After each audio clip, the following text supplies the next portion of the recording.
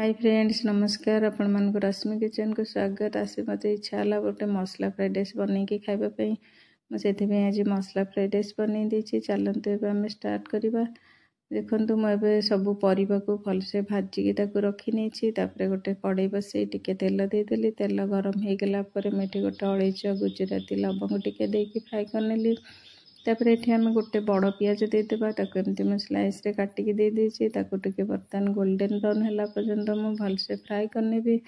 तापर से मुझे गोटे बड़ टमाटो ताको देकी एमती टिके तेल रे भलसे कषिदेला आम से देदेबा अदा रसुण पेस्ट गोटे चमच। अदा रसुण पेस्ट देकी आम ताको ता फ्लेवर गला पर्यंत टिके कषि नेबा। तापर से भाजिकी रखिथिबा गाजर आलू फुलकोबी देकी ताको टिके कषि नेली। आ टिके स्वाद अनुसार लुण मध्य दे देछि। देकी एमती आम 5 मिनिट कवर करके आम ताको घोड़ेकी कषि नेबा। तापर देखंतु मोर सिझी गलानी पूरा। ता देहरे आम देदेबा एना पनीर। ता संगे मु टिके भाजिकी रखिली कैप्सिकम आ ग्रीन मटर मध्य मैं सिझेकी रखिली। ताको देकी ताको एमती टिके आम भलसे कषि नेबा।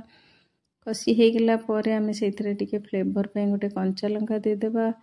तापरे मु एथिरे देछि किचन किंग मसला गोटे चमच। किचन किंग मसला टिके देदेले भल फ्लेवर आसे।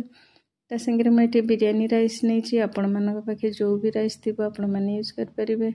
तापरे स्वाद अनुसार टिके लुण देदेबा हल्का चीनी देदेबा आ टिके धनिया पत्र ग्रीन मटर देकी एमती ताको हम भलसे ताको मिक्स करनेबा।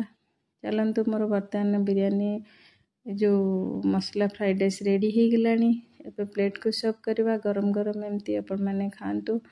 दही सांगे बहुत बढ़िया लगे। आपण मानक जदि मो रेसिपी भल लगुच ताले प्लीज लाइक शेयर सब्सक्राइब करदेबे। आ मो फेसबुक पेज को मध्य फॉलो करदेबे। नमस्कार।